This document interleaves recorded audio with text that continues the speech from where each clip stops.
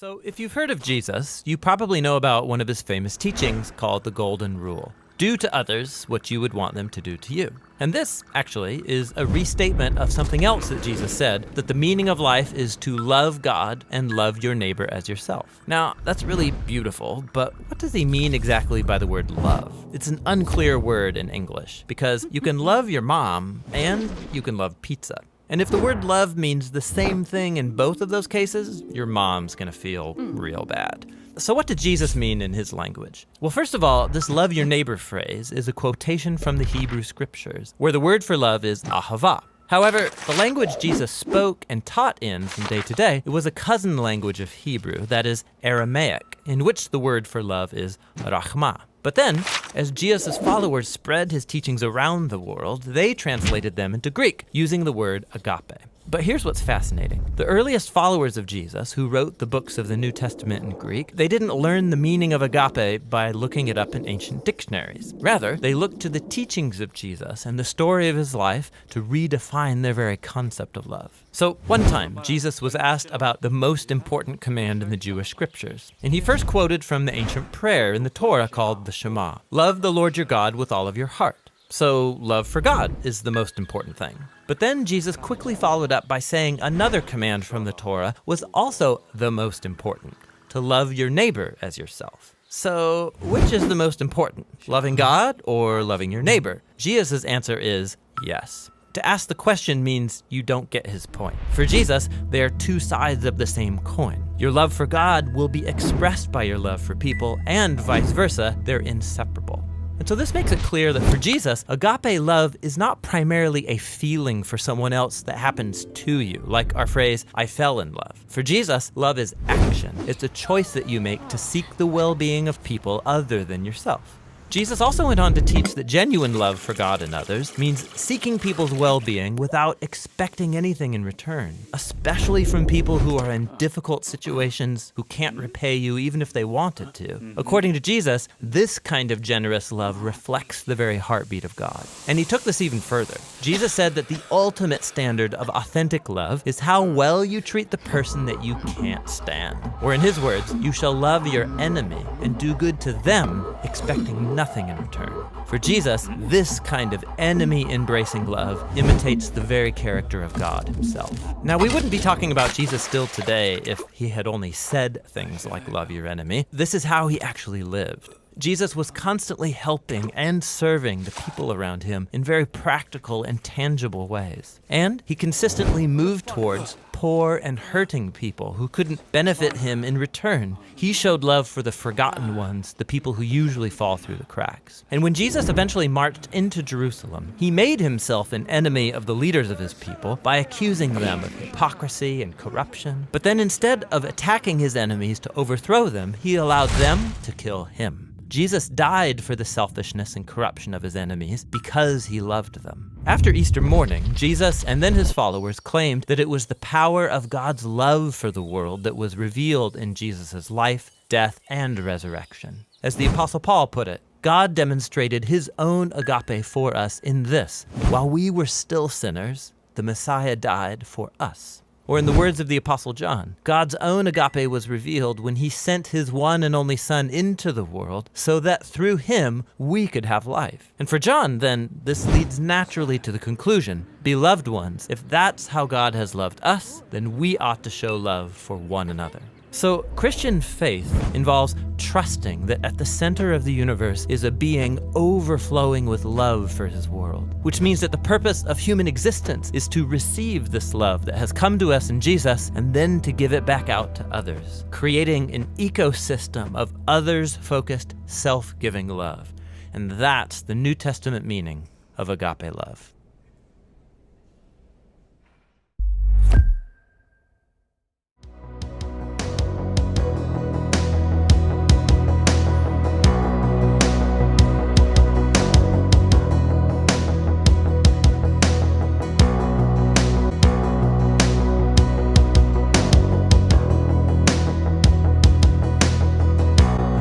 These days of doubt and worry,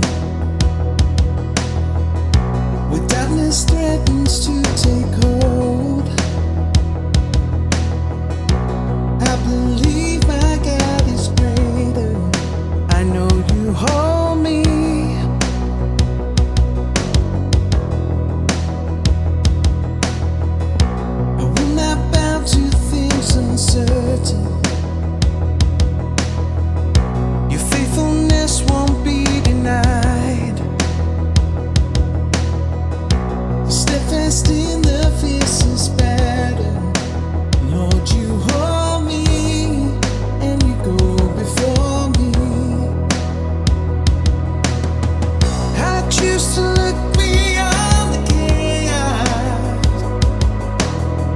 I choose to seek the Savior's promise that even in this madness, my world will not be shaken, because you hold me and you go before me. Lord, you hold me and you go before me. You are my strength when I am weary. Your perfect love will never fail. My anxious heart need not be fearful, because you hold me and you go before me. I choose to look beyond the chaos, and I choose to seek the Savior's promise that even in this madness, my world will not be shaken, because you hold me and you go before me. Lord, you hold me and you go before me.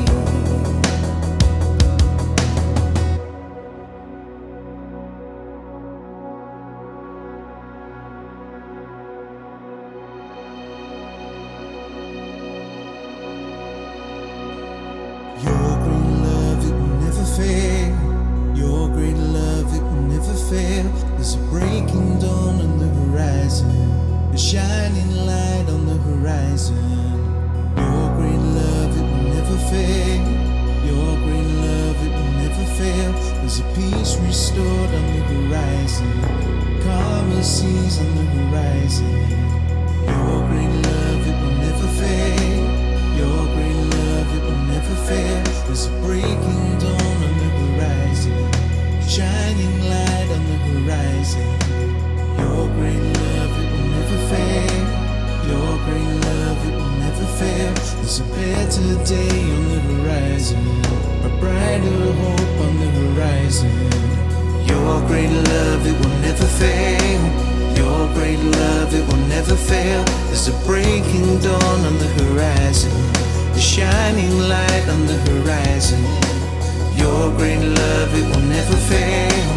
Your great love, it will never fail. There's a peace restored on the horizon, calmer seas on the horizon, a better day on the horizon, a brighter hope on the horizon. I choose to look beyond the chaos, and I choose to seek the Savior's promise that even in this madness, my world will not be shaken, because you hold me and you go before me. And I choose to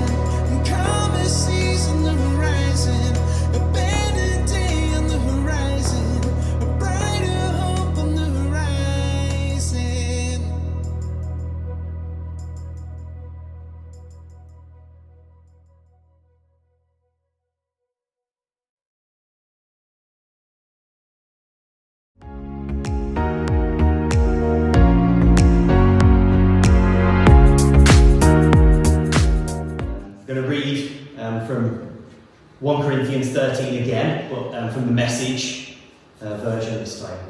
1 Corinthians 13. If I speak with human eloquence and angelic ecstasy, but don't love, I am nothing but the creaking of a rusty gate. If I speak God's word with power, revealing all his mysteries and making everything plain as day, and if I have faith that says to a mountain, jump, and it jumps, but I don't love, I am nothing. If I give everything I own to the poor, and even go to the stake to be burned as a martyr, but I don't love, I've gotten nowhere. So, no matter what I say, what I believe, and what I do, I am bankrupt without love. Love never gives up. Love cares more for others than for self. Love doesn't want what it doesn't have. Love doesn't strut, doesn't have a swelled head, doesn't force itself on others, isn't always me first, doesn't fly off the handle, doesn't keep score of the sins of others, doesn't revel when others grovel, takes pleasure in the flowering of truth, puts up with anything, trusts God always looks for the best, never looks back, but keeps going to the end. Love never dies. Inspired speech will be over someday. Praying in tongues will end. Understanding will reach its limit. We know only a portion of the truth, and what we say about God is always incomplete. But when the complete arrives, our incompletes will be cancelled. When I was an infant at my mother's breast, I gurgled and cooed like any infant. When I grew up, I left those infant ways for good. We don't yet see things clearly. We're squinting in a fog, peering through a mist. But it won't be long before the weather clears and the sun shines bright. We'll see all then. See it all as clearly as God sees us, knowing him directly, just as he knows us. But for right now, until that completeness, we have 3 things to do to lead us toward that consummation. Trust steadily in God, hope unswervingly, love extravagantly. And the best of the 3 is love.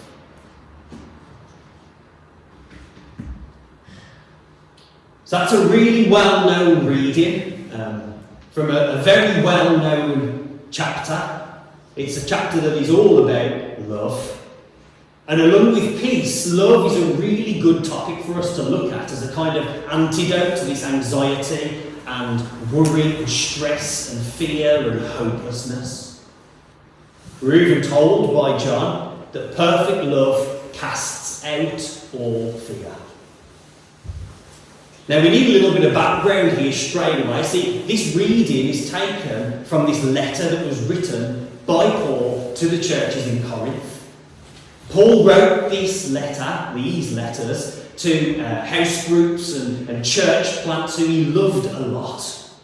But in the chapter before this one, in chapter 12, before the chapter that's all about love, Paul talks about something else. Paul talks about gifts. And this church in Corinth, the reason for this is they were so excited about how gifted they were as a group of people, as this new family, as this body, this ecclesia, this gathering, this church. They were super, super excited about the gifts and the talents and the abilities and the opportunities that they had. They were pleased with themselves and their accomplishments and how well their church was doing. But Paul writes to them and he warns them and he says, don't get obsessed. Don't get carried away with all of your gifts. Because ultimately these gifts will fade. None of that stuff that felt so important, that seemed so impressive, none of that is going to last. And that's a word for us today as well, isn't it? where it's all about Instagram and filters and followers and YouTube and subscribers and having all the best and latest clothes and the best shoes and the best kids and the best car and holidays and meals and pets and technology and stuff. Because I think if Paul was around today, he'd still be writing letters saying the exact same thing. None of that stuff matters. None of that is going to last. Yes, it's nice to have nice things. It's even okay to want to have nice things, but it's not the be-all and end-all. The only things that will last are faith and hope and love. And faith is good, and hope is important, but the greatest of these is love. Why? Why does it seem like the Bible is always going on about love? Well, because the Bible is about God, and God is love. So don't get all excited about your stuff. Don't even get carried away with your gifts, however spiritual they might feel, because they won't last forever.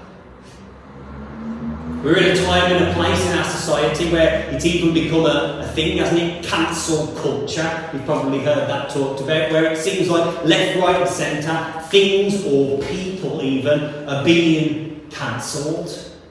And here, Paul is saying that you can cancel anything else. You can cancel everything else except this. You can't cancel faith and hope and love. These three, faith, hope and love, are all embodied in the person of Jesus. That's what we saw on the video clip.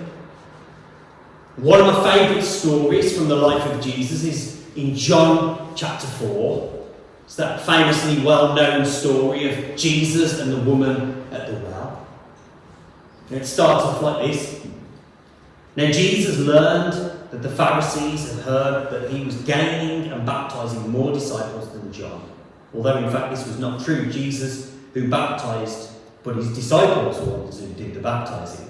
So he left Judea and went back once more to Galilee. Now, he had to go through Samaria. And straight away there it says that Jesus had to go through Samaria. Now technically and geographically, Jesus didn't have to go through Samaria. There were 2 or 3 other routes that he could have taken. There were 2 or 3 other routes that were easier than this one that he could have taken. But apparently, Jesus had to go through Samaria. So the question straight away is why? Why did he have to go through Samaria? And it's because Jesus is in the wall-breaking business. See, there were racial and cultural and even historical dividing walls up all over the place, particularly between these 2 people groups, the Jews and the Samaritans. And Jesus, by having to go to Samaria, Jesus had to prove to a whole group of people that they were included in this gospel message. They were included in the thing that he was coming to show to them and reveal to them and announce to them, that they were included in love. He had to go through Samaria. And so in this story, Jesus approaches that well, in that Samaritan village, to have that conversation with that woman. And what does he do before then? It says, now he had to go through Samaria. So he came to a town in Samaria called Sychar, near a plot of ground Jacob had given to his son Joseph. Jacob's well was there, and Jesus, tired as he was from the journey, sat down by the well. It was about noon.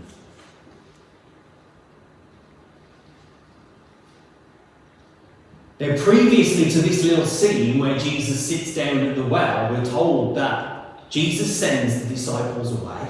Jesus sends his early followers off into the town, away from the well, to go and fetch provisions, to go and get some lunch, basically. Go and fetch some food.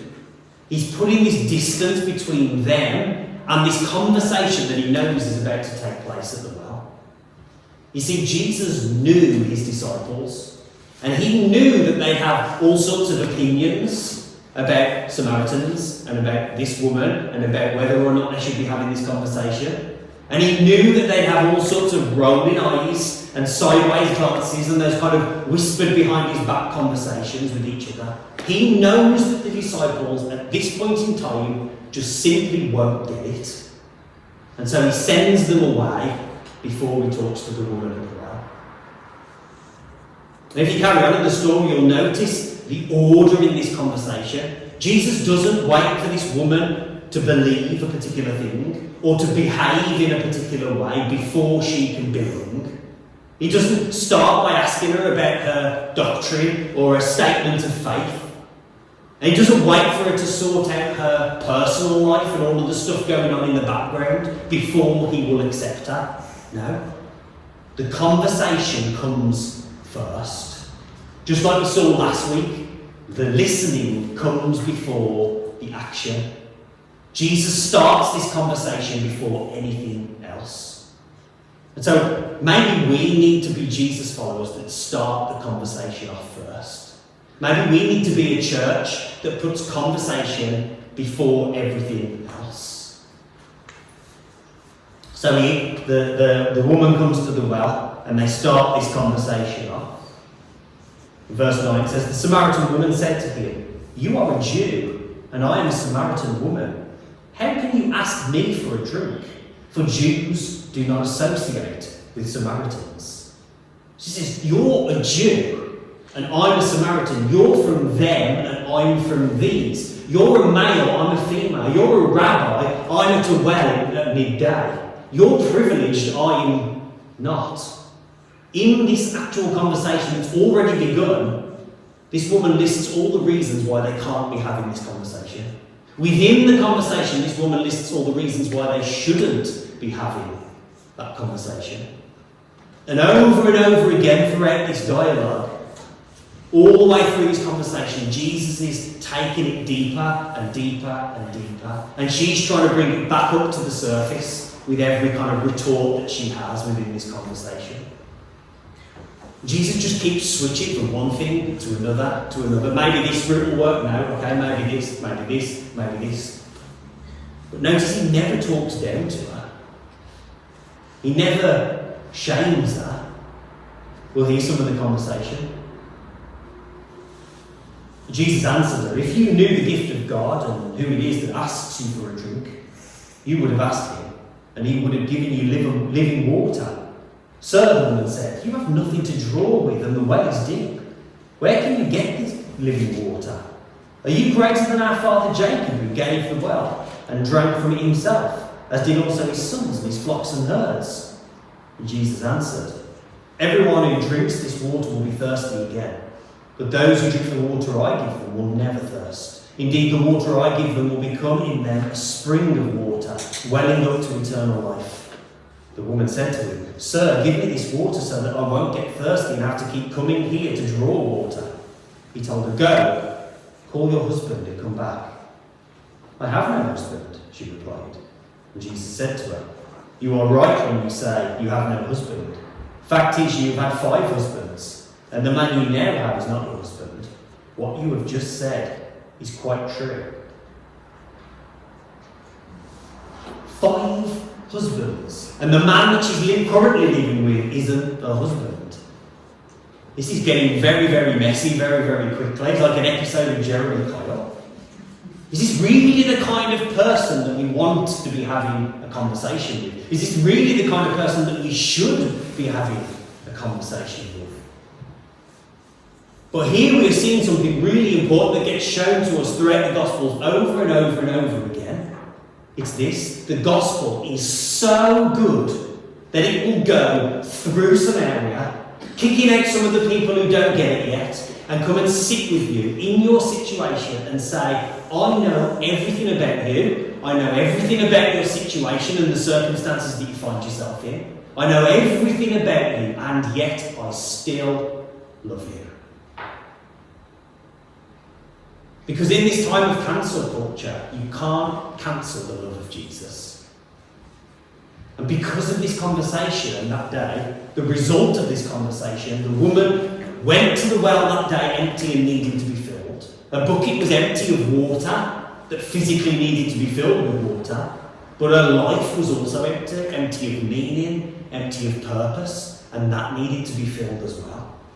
And after that conversation, after leaving that conversation with Jesus, she was filled with faith and hope and love. So just to finish with, I've got 3 takeaways from this message, three points that I want to leave you with. The first one is this: I have faith in a big God. See, when the woman left the house that day to go to that well like she had done every other day, she was broken and she was bruised and she was full of shame and she was depressed and she was empty.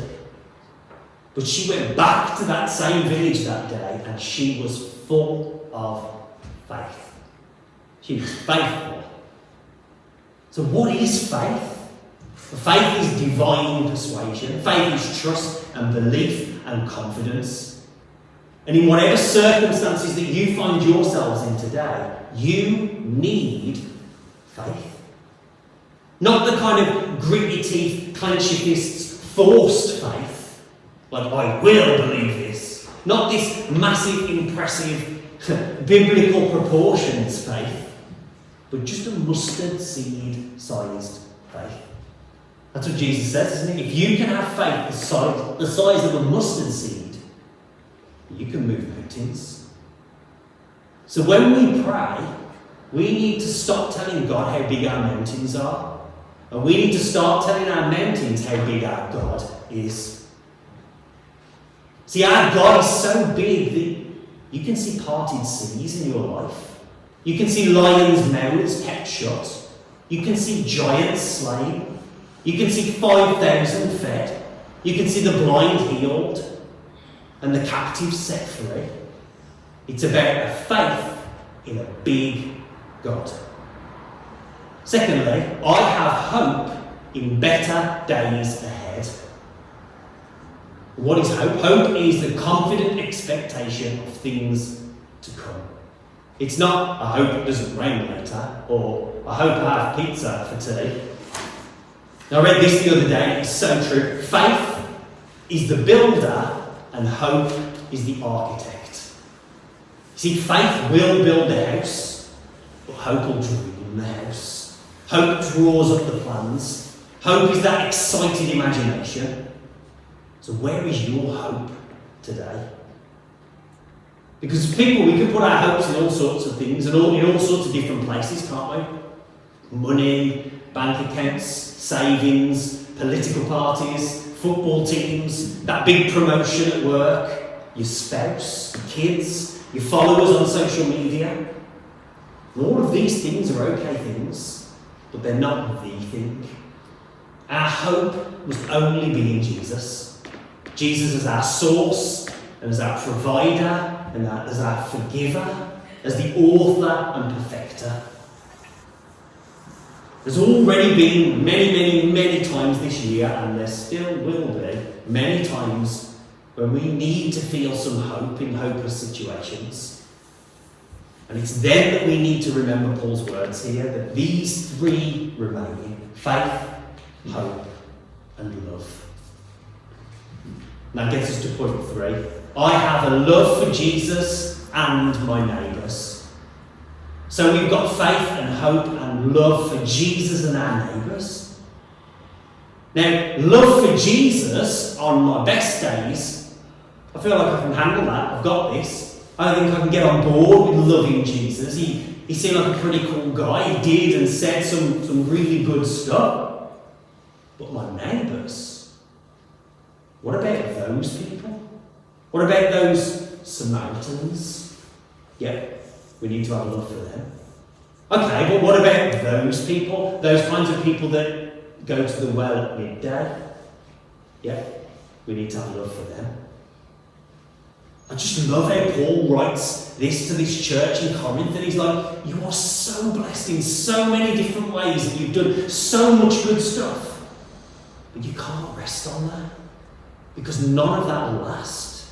Your popularity, your reputation, your social media presence, your website, no one is going to remember that. But what they will remember, the things that will last, are faith and hope and love. And the greatest of these is love. See, opinions and doctrines and catchy sermon series titles and podcasts and quoting inspirational stuff online, none of that will actually change anyone's life. It's love that changes lives. It changed the life of the woman that day at the well. It's changing the lives of the people here in the room, you and me. And it is love that is the only thing that can change this world.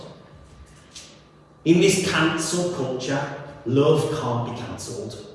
This agape, unconditional, divine love that we saw on the video can't be cancelled. Because love has to go through some area. And because they can cancel anything else, they can cancel everything else. But they can't cancel love. Amen.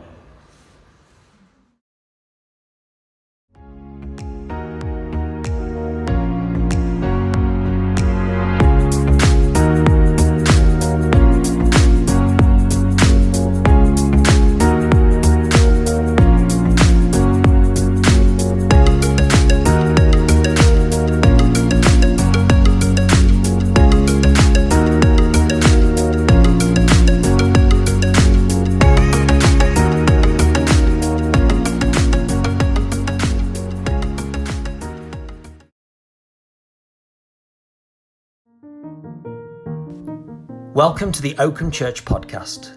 This podcast is for people who can or can't, for whatever reason, come to church. Either way, we'll bring church to you. Each week, it's about transforming the Sunday message into a weekly conversation. We've got more time to go deeper on the themes, and we can take time and make the space to unpack issues that are highlighted each week. Each week on the podcast, there'll be things to think about and pray about and live out, Monday through Saturday. There'll be opportunities to email your thoughts, your ramblings and your questions that we can address on the pod.